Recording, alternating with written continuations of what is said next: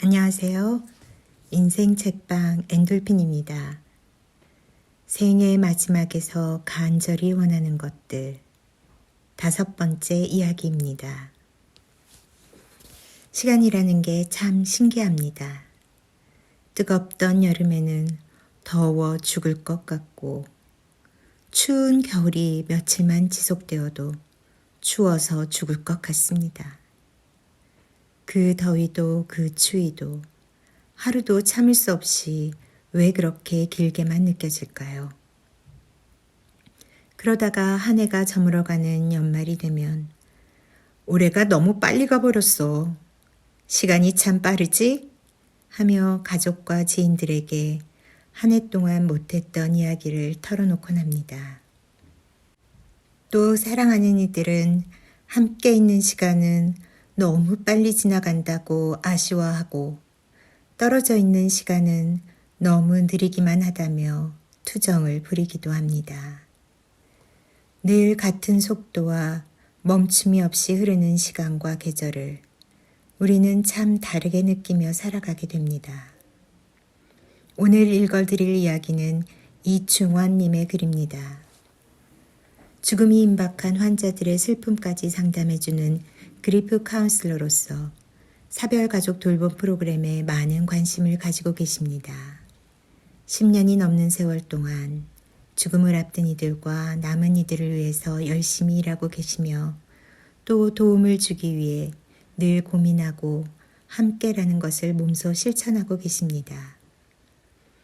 이충원님의 글의 제목에서처럼 남은 시간과 남겨진 시간, 과연 우리 삶에서 죽음을 앞에 맞이했을 때 어떤 의미로 자리 잡게 되는지를 여러 에피소드와 함께 들려주고 계십니다. 그럼 그 글 중에 일부를 읽어드리도록 하겠습니다.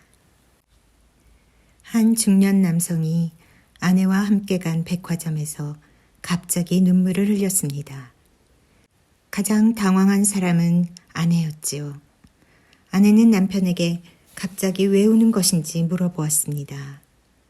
남편은 돌아가신 어머니가 생각나서 라고 했습니다.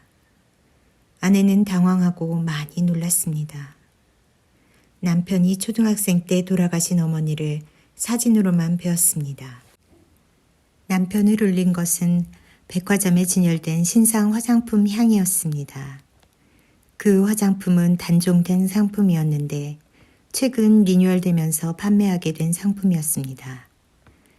돌아가신 어머니가 사용하던 화장품이 무엇이었는지 남편은 알지 못했습니다.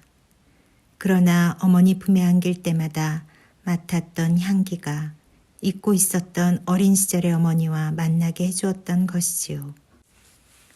병동에서 활동하는 아로마 테라피스트가 있습니다.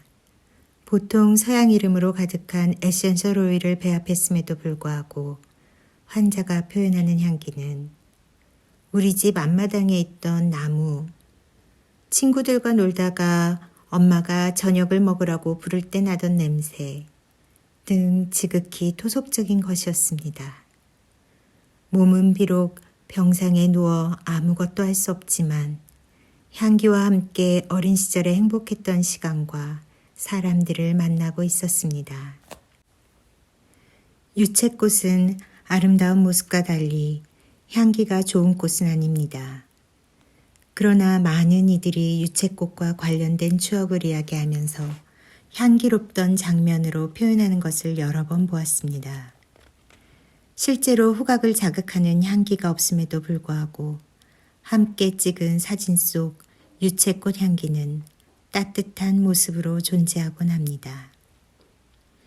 1년에 2차례 사별 돌봄 프로그램을 진행하던 때가 있었습니다. 가을에 사별을 경험한 이는 낙엽 향기 속에서 그리운 이를 떠올렸습니다. 계절이 바뀌는 봄의 꽃향기가 그리움이 되어 누군가를 눈물 짓게도 했습니다.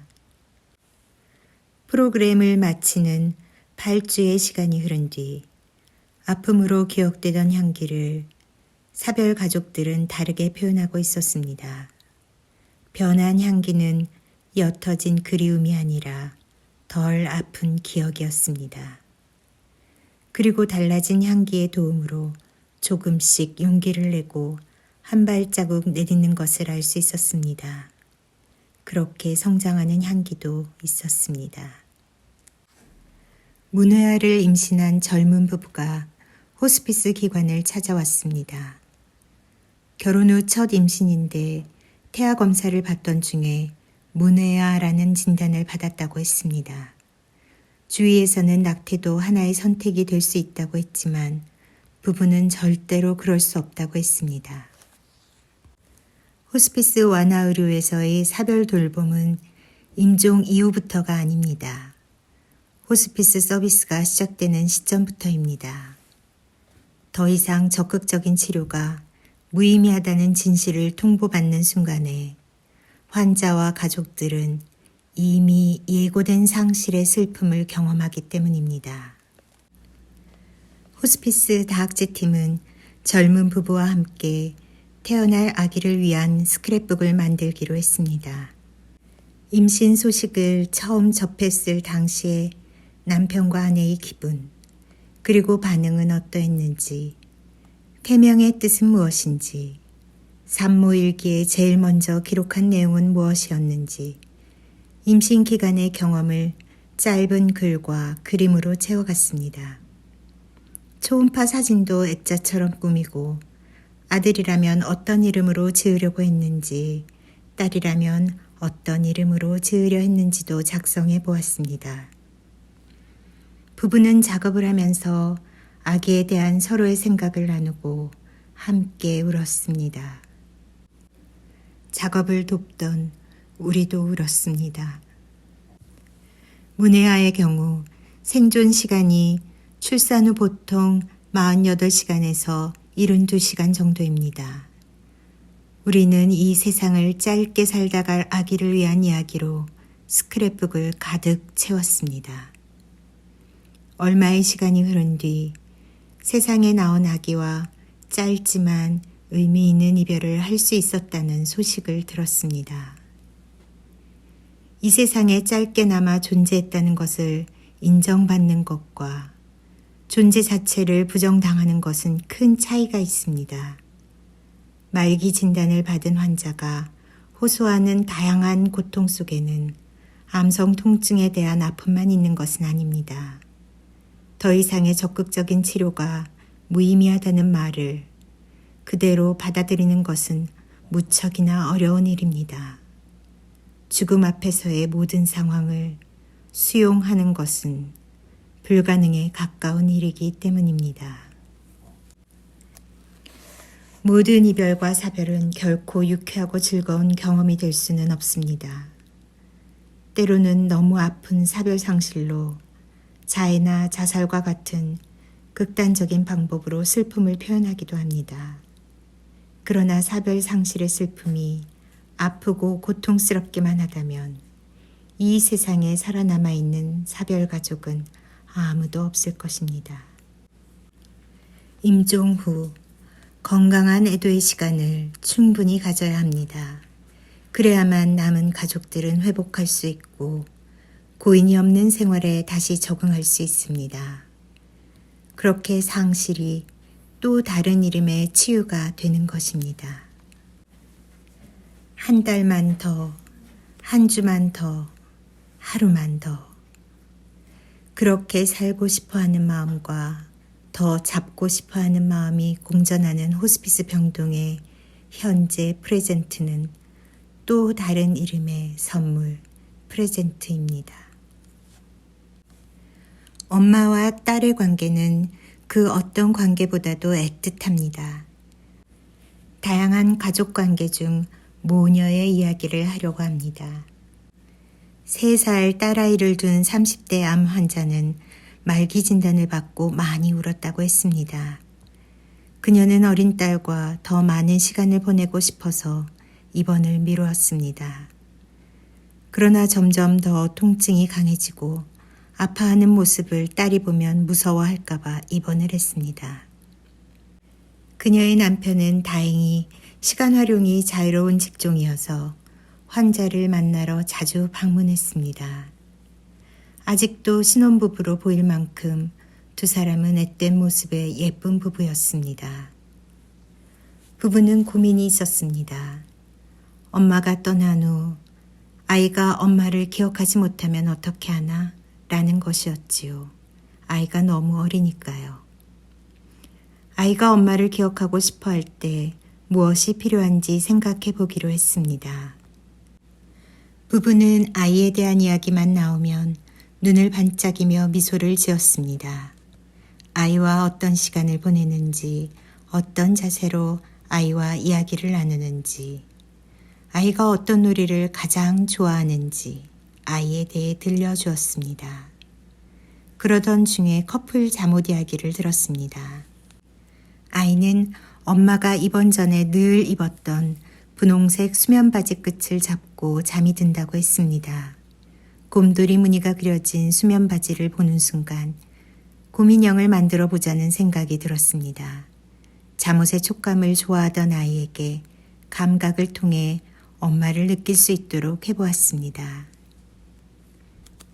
엄마의 채취를 더 담기 위해 환자의 베개솜으로 곰인형을 채워보자고 했습니다. 그렇게 환자의 잠옷과 베개솜으로 완성된 곰인형은 노란 리본을 목에 감고 환자에게로 갔습니다. 부부는 곰인형을 안고 이내 웃으며 좋아했습니다. 그리고 며칠 뒤 아내는 남편의 손을 잡은 채 떠났습니다. 할머니와 함께 병동을 찾은 아이의 품에는 곰인형이 안겨 있었습니다. 엄마의 채취가 담뿍 담긴 곰인형이 엄마가 그리울 때마다 아이를 위로해 주기를 바랬습니다. 몇 달 후 사별가족 모임에 참여한 남편은 본인이 딸아이보다 곰인형을 더 많이 끌어안고 잔다며 눈물을 보였습니다. 오늘 들려드릴 이야기는 여기까지입니다. 나에게 남겨진 시간이 얼마 남지 않았다면 그 남은 시간을 어떻게 보내고 싶으신가요? 내가 가장 소중하게 생각하는 사람에게 어떤 모습으로 기억되기를 바라시나요?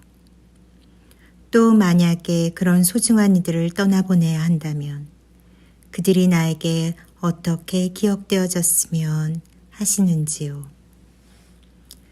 우리는 이렇게 또 그렇게 기억되고 기억하는 존재들로 오늘을 살아갑니다. 그들이 나를 떠나가도 내가 그들을 떠나게 되어도 함께 했던 이야기와 주고받은 작은 선물과 그리고 서로 각자 느꼈던 감정들이 남은 이들의 기억과 가슴속 통증으로 행복으로 그렇게 남겨지고 살아가게 하나 봅니다. 그러니 오늘 서로에게 상처 주는 말보다 위로의 말을 건네고 원망과 탓보다는 격려의 미소로 보내는 오늘이 되시기를 바라봅니다. 끝까지 들어주셔서 감사합니다.